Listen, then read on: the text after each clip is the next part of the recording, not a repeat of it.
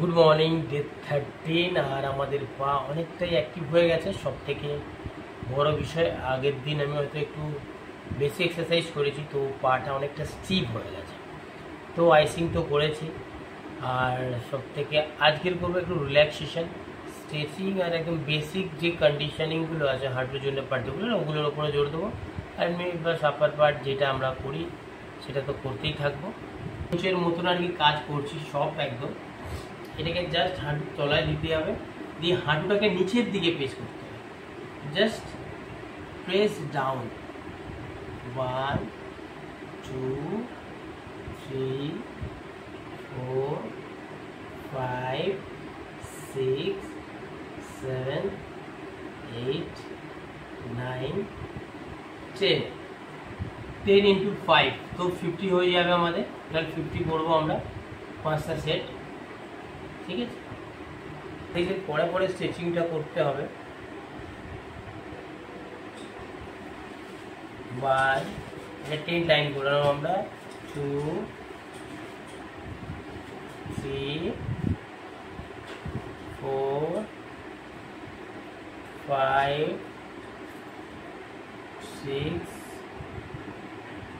7 8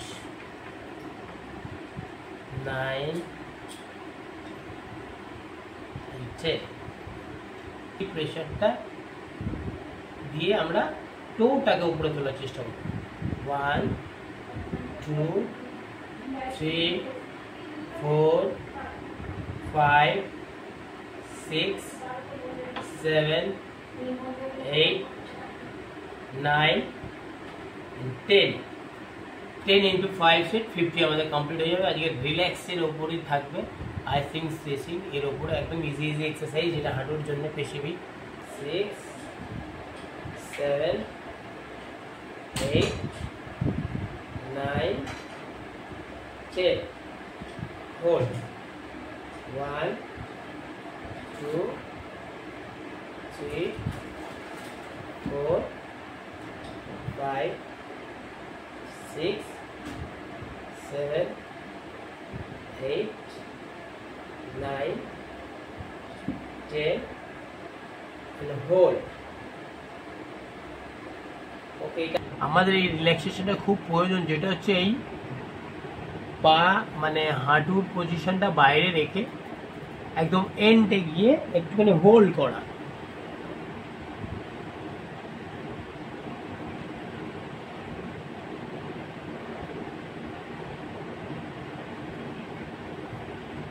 তারপরে আমরা এটা করবো 1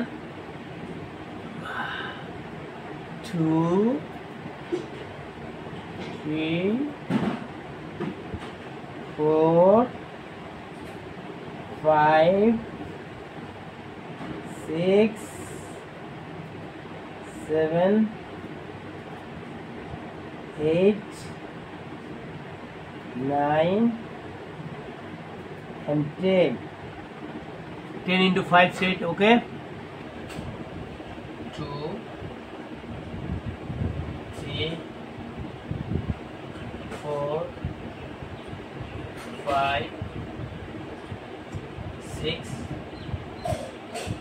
7 8 9 10. 2 2 3 4 5 6 7 8 9 10. 2 3 4 5 6 7 8 9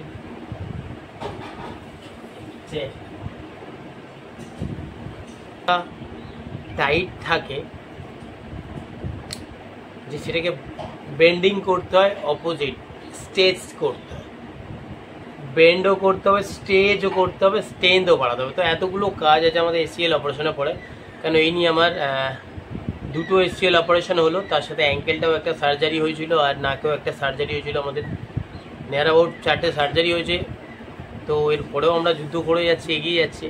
স্পোর্টস মানে ইনজুরি থাকে, কোনো ব্যাপার না। তো এইভাবে এটাকে পার্টে পার্টে রিকভারি করতে হবে, অনেক রকম স্ট্রেচিং সব করতে হবে। এবার আমরা একটু আইসিং করে নেব চারদিকটা, পুরো পায়ের আর কি, যেখানে আমাদের কাটা আছে সেই জায়গাটা লাগাবো না, বাকি সব জায়গাটা সেকাই করতে হয়, যেরকম সেরকমভাবে আইস সেকাই করতে হয়। কেন এইটা রিকভারির খুব একটা ভালো প্রসেস আইসিংটা, কেন এটা স্টিপ হয়ে যায় না এক্সারসাইজের পরে, তো স্টিপের পরে কিন্তু এটা রিল্যাক্সটা হয়। কেন স্ট্রেচিং এক্সারসাইজ পুরো পাটা স্টিপ হয়ে যায়।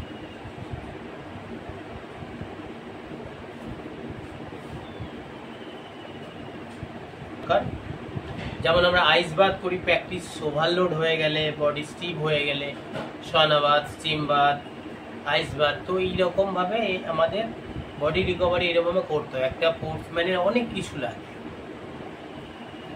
সেটা তার ডিসিপ্লিন, তার মেহনত, ওয়ার্কআউট, অনেক কিছু। স্পোর্টসম্যান এমনি হয় না, স্পোর্টসম্যান হতে গেলে অনেক তপস্যা করতে হয়, অনেক সাধনার জিনিস। তো আমরা অনেক ইন্ডিয়া ক্যাম্প করেছি, তো যার জন্যে আর এইগুলো এক্সপোজার স্পন্সরশিপ না হলে হয় না একটা স্পোর্টসম্যান। কেন সবাই তৈরি হতে দেখে, ইঞ্জুরির জন্য আমরা পিছিয়ে যাই, কিন্তু সেই ইঞ্জুরিটা রিকভারি করতে অনেক কষ্ট করতে, অনেক খাটতে হয়। একটা পারফরমেন্স ধরে রাখতে গেলে অনেক পরিশ্রম করতে হয়, আসল ব্যাপারটা হচ্ছে। তো যাই হোক, আবার আমরা কালকে নেক্সট ভিডিও করবো। এখন আমি আইসিং করছি, তোমরাও আইসিং করো, নয়তো ভিডিও অনেক বড় হয়ে যাবে, ভালো লাগবে না। ঠিক আছে, যাই।